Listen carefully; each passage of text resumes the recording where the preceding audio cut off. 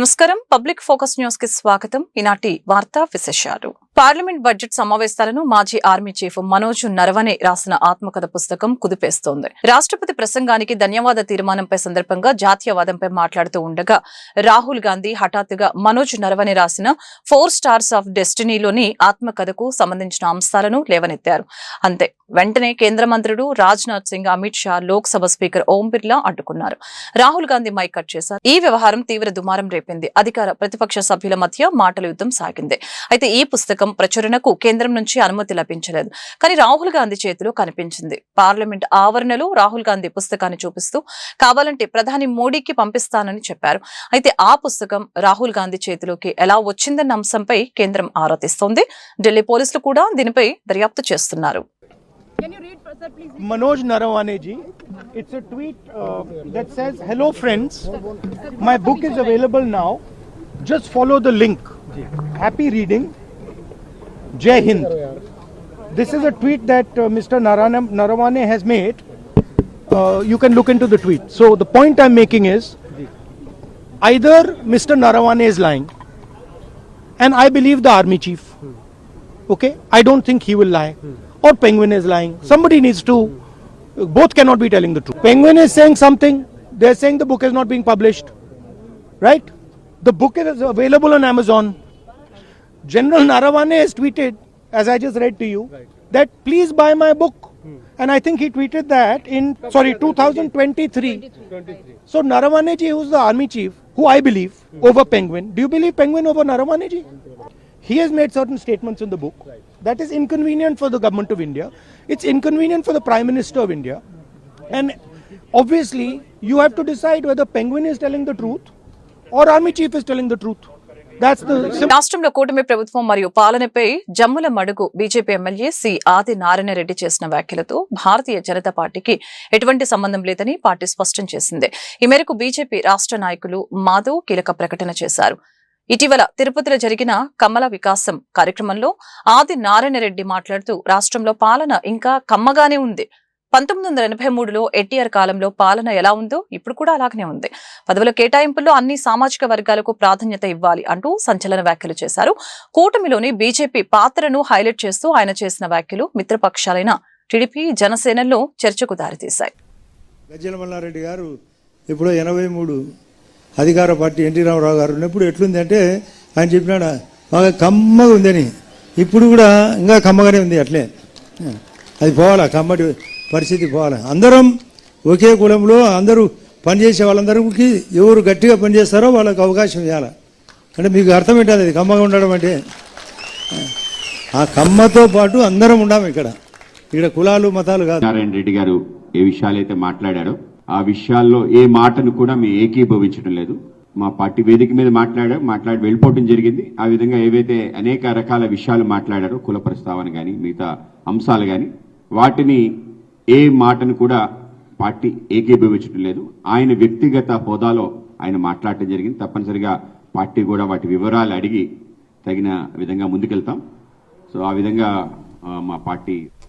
ఆంధ్రప్రదేశ్ శాసనసభ బడ్జెట్ సమావేశాలు రేపటి నుంచి ప్రారంభం కానున్న నేపథ్యంలో మాజీ ముఖ్యమంత్రి వైసీపీ అధినేత వైఎస్ జగన్మోహన్ రెడ్డి సభకు హాజరు కావాలని నిర్ణయించుకోవడం రాజకీయ వర్గాల్లో హాట్ టాపిక్ గా మారింది. ప్రతిపక్ష హోదా ఇవ్వకపోవడంపై నిరసనగా గత సమావేశాలకు దూరంగా ఉన్న ఆయన ఈసారి మాత్రం వ్యూహాత్మకంగా సభలోకి అడుగుపెట్టబోతున్నారు. రేపు ఉదయం 10 గంటలకు అసెంబ్లీ సమావేశాలు ప్రారంభం కానున్నాయి. ఉదయం 10:30 ఉభయ సభలను ఉద్దేశించి గవర్నర్ ప్రసంగించనున్నారు. ఈ సందర్భంగా జగన్ తో సహా వైసీపీ ఎమ్మెల్యేలందరూ కూడా సభలో ఉండబోతున్నారు. రేపు అసెంబ్లీ ముగిసిన అనంతరం మధ్యాహ్నం వైఎస్ జగన్ అధ్యక్షతన వైసీపీ ఎమ్మెల్యేలు సమావేశం కానున్నారు. ఈ భేటీలో సభలో అనుసరించవలసిన తదుపరి వ్యూహంపై చర్చించనున్నారు. కేవలం మొదటి రోజు మాత్రమే హాజరై మిగిలిన రోజుల్లో ప్రజాక్షేత్రంలో పోరాడాలా లేక సభలోనే ఉండి నిలదీయాలా అనే అంశంపై స్పష్టత రానుంది. ప్రపంచ ఆర్థిక వేదిక 2026 సదస్సులో పాల్గొని తిరిగి వచ్చిన ముఖ్యమంత్రి నారా చంద్రబాబు నాయుడు తన పర్యటన సారాంశాన్ని వెల్లడించారు. ఈసారి దావోస్ వేదికపై కృత్రిమం మీద ఏఐ ఒక విప్లవంలా మారిందని, ఏపీకి సంబంధించి జరిగిన మెజారిటీ చర్చలు ఈ సాంకేతికత చుట్టూనే తిరిగాయని ఆయన పేర్కొన్నారు.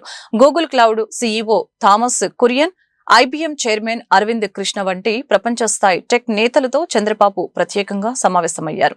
ఈ చర్చలో ఏఐ డేటా సెంటర్లు, క్వాంటమ్ కంప్యూటింగ్ ఏర్పాట్లపై ప్రధానంగా దృష్టి సారించారు. విశాఖపట్నంలో ఏర్పాటు చేయనున్న గూగుల్ ఏఐ డేటా సెంటర్ పనుల్ని వేగవంతం చేయాలని గూగుల్ ప్రతినిధుల్ని కోరారు. ఇది పూర్తయితే ఏపీ ఆసియాలోని కీలకమైన ఏఐ హబ్ గా మారుతుందని ధీమా వ్యక్తం చేశారు. ఎవరైతే భూమిని ఒక ఆదర్శంగా ఇచ్చిన రైతుల్ని హింస పెట్టారు, ఎగతాళి చేశారు, ఈరోజు దానికి కూడా లైన్లో పెట్టాం. పనులు ముమ్మరంగా అవుతున్నాయి. ఇప్పటికే మీకు క్లారిటీ వచ్చింది. ఇంకా 3 సంవత్సరాల్లో అమరావతి ఒక షేప్కు తీసుకొస్తాం. Most liveable city. ఇటీవల కాలంలో ఇలాంటి సిటీ ఎక్కడా వచ్చే అవకాశం లేదు. మొన్న కూడా నీతి ఆయోగ్ మాట్లాడుతూ, గవర్నమెంట్ ఆఫ్ ఇండియా బడ్జెట్లో కూడా మాట్లాడుతూ అమరావతి లాంటి సిటీస్ అవసరం అని చెప్పి కూడా మాట్లాడే పరిస్థితికి వచ్చారు. కాబట్టి ఇది one of the best city కింద వస్తుంది. ఫస్ట్ టైం మొన్నే 54 కోట్ల రూపాయలు క్యాష్ ప్రాఫిట్ కూడా వచ్చింది. ఇది విశాఖపట్నం స్టీల్ ప్లాంట్లో. అంటే కంటిన్యూగా మనం పనిచేస్తే ఎలాంటి రిజల్ట్స్ వస్తాయో ఇదొక ఎగ్జాంపుల్. రేపు రాబోయే రోజుల్లో నష్టాల నుంచి లాభాలు, సస్టైనబిలిటీ కాదు ప్రాఫిటబిలిటీ వరకు తీసుకుపోయే పరిస్థితి వస్తుంది. ఆ రోజు కూడా సోమవారాన్ని పోలవరంగా చేసి దానికోసం ప్రయత్నం చేశాం. నా 5 ఏళ్లలో మీరు చూస్తే డయాఫామ్ వాల్ పూర్తిగా పోయింది. ఒక్కొక్కసారి ఎన్ని ఇబ్బందులు వస్తాయనేది ఇది ఒక క్లాసికల్ ఎగ్జాంపుల్. 440 కోట్ల రూపాయలతో డయాఫామ్ వాల్ పూర్తి చేస్తే దాన్ని కాపాడలేక మొత్తం డ్యామేజ్ అయితే మళ్ళీ కొత్త డయాఫామ్ వాల్ 1000 కోట్ల రూపాయలు పెట్టి మళ్ళా చేస్తున్నాం. ఈ నెల నెక్స్ట్ మంత్కి అది పూర్తి అవుతుంది. 2027 పుష్కరాల కంటే ముందు పోలవరాన్ని పూర్తి చేసి జాతికి అంకితం చేసే బాధ్యత మనం తీసుకుంటున్నాం. దావోస్లో ఈసారి ప్రధానంగా చర్చించిన విషయం technology. AI. Through AI $1 trillion of economy ఏ విధంగా రాబోతుందో ప్రిడిక్షన్, డిస్కషన్ దాన్నే సెంట్రిక్గా జరిగింది. ఏఐ అప్లికేషన్ కూడా వాడే పరిస్థితికి మనం వచ్చాం. ఇప్పుడు నెక్స్ట్ లెవెల్కు క్వాంటమ్ కంప్యూటర్ కూడా 6-7 దేశాల్లో మనది ఒక దేశం. మన దేశంలో అమరావతి సెంట్రిక్ గా ఈరోజు క్వాంటమ్ కంప్యూటర్ కూడా పరిస్థితి వచ్చాం. అంటే టెక్నాలజీలో ఎక్కడా వెనుకబడి లేము. 2 సంవత్సరాల్లో క్వాంటమ్ కంప్యూటర్స్ ఇక్కడి నుంచే మ్యానుఫ్యాక్చర్ చేసే పరిస్థితికి వస్తున్నారు. చేసిన పనులకు మిమ్మల్ని అందరిని అభినందిస్తున్నా. ఒకరు పనిచేసేది కాదు, it is a team work. మొత్తం మంత్రుల దగ్గర నుంచి లాస్ట్ మైల్లో పనిచేసే ప్రతి ఒక్కరిని మనస్ఫూర్తిగా అభినందిస్తూ ఈ టీమ్ స్పిరిట్ ఇంకా ఎఫెక్టివ్గా వెళ్ళాలి. ఎక్కడికక్కడ అవసరమైతే కెపాసిటీ బిల్డింగ్ చేసుకోవాల్సిన అవసరం ఉంది. టెక్నాలజీని ఇంటిగ్రేట్ చేసుకోవాలి. నేను అందుకే చాలా సందర్భాల్లో చెప్పాను, మీరు రాత్రింబగళ్ళు పనిచేయడం కాదు, పని చేసేంత సమయం మనసు పెట్టి చేయండి, ఆటోమేటిక్ రిజల్ట్స్ వస్తాయని. మార్చి 15 కంతా కూడా అసెంబ్లీ పూర్తి చేసి మళ్ళీ ఒకసారి మినిస్టర్స్ కానీ, ఇప్పుడు నేను రేపు ఢిల్లీకి పోతున్నానంటే 5-6 మంది మంత్రులు కలిసి రిక్వెస్ట్గానే పోతున్నాను. మీరు వచ్చిన డబ్బులు ఖర్చు పెట్టడం ఒక యాంగిల్ అయితే, రెండోది మీరు పోయేసి నెట్వర్క్ చేయడం రెండో యాంగిల్. కనిగిరి పట్టణంలోని బీసీ బాలుర హాస్టల్ను సోమవారం రాత్రి joint collector P Srinivasulu, MLA ఉగ్ర నరసింహారెడ్డి ఆకస్మికంగా తనిఖీ చేశారు. ఈ సందర్భంగా రికార్డులు పరిశీలించి సిబ్బందిని పలు విషయాలు అడిగి తెలుసుకున్నారు. ప్రైవేట్ స్కూల్ విద్యార్థుల పేర్లు చేర్చి బోగస్ రిజిస్టర్ నమోదు చేస్తున్న హాస్టల్ సిబ్బందిపై ఆగ్రహం వ్యక్తం చేశారు. ప్రస్తుతం హాస్టల్లో 23 మంది విద్యార్థులు ఉండగా రిజిస్టర్లు 75 మంది పేర్లు నమోదు చేయడంపై మండిపడ్డారు. ఇలా చేస్తే తప్పకుండా చర్యలు తీసుకుంటామని సిబ్బందిని హెచ్చరించడం జరిగింది. మంగళవారం వచ్చి రికార్డు తనిఖీ చేసి తమకు నివేదిక ఇవ్వాలని కోరారు. ఈ కార్యక్రమంలో ఈయన వెంట కనిగిరి తహసీల్దార్ ఎన్ జయలక్ష్మి ఉన్నారు.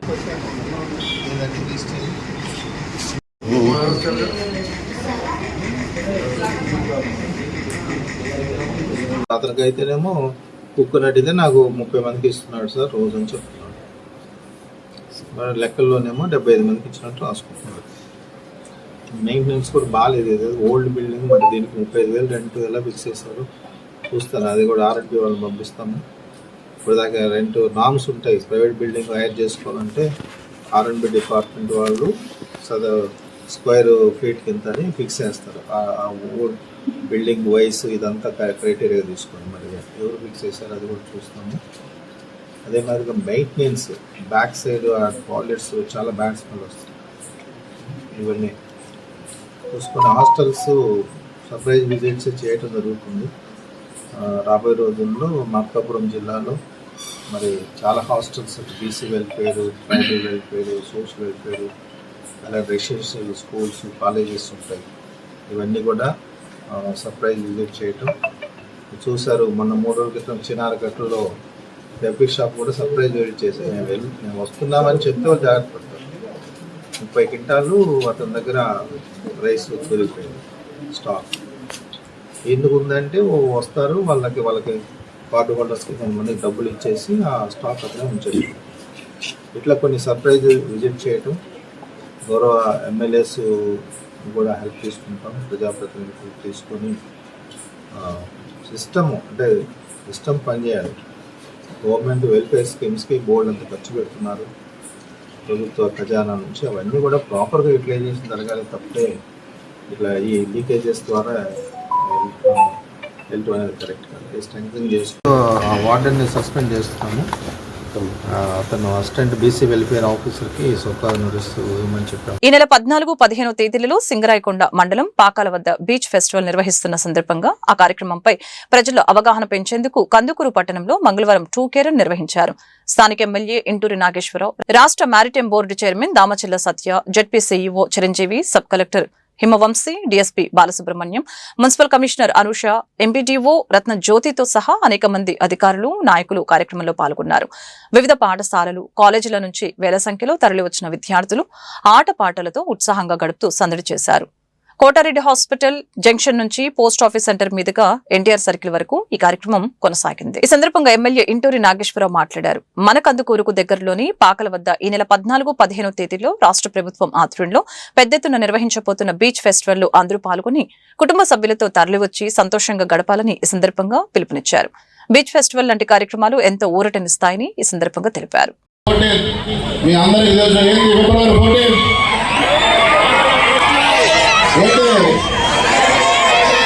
అందరూ ఎంతో ఉత్సాహంగా ఆ రోజు, అలాగే 15వ తారీఖు శివరాత్రి 2 మంచి రోజుల్లో ఈ కార్యక్రమం తీసుకోవడం, ఈ కార్యక్రమాన్ని ఇంత ఉత్సాహంగా పరిగెత్తిస్తున్న మన జిల్లా కలెక్టర్ గారికి ప్రత్యేకమైన ధన్యవాదాలు తెలియజేస్తా ఉన్నా.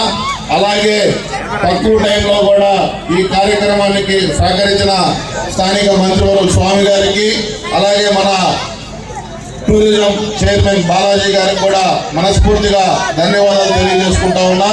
ఈరోజు ప్రకాశం జిల్లా నాయకులందరూ యూనిటీగా ఉండడానికి చిహ్నం ఈ Pakala beach festival.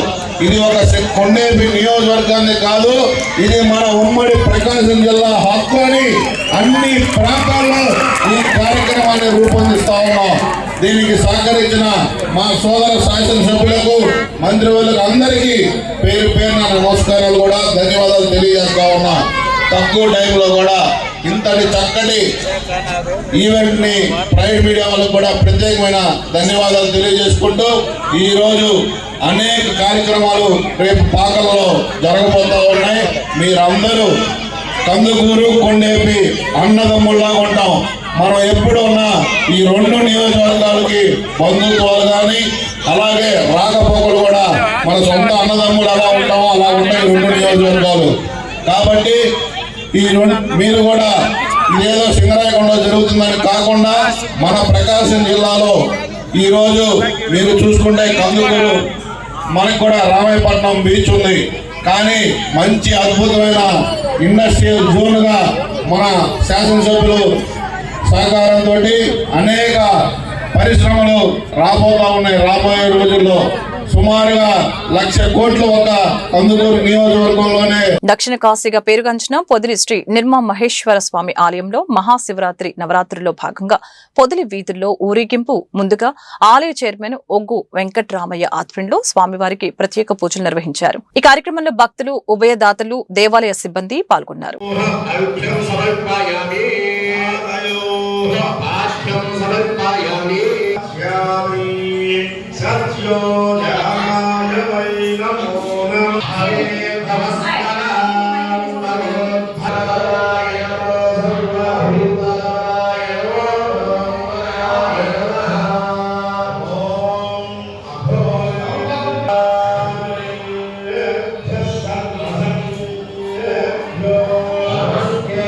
Thank you.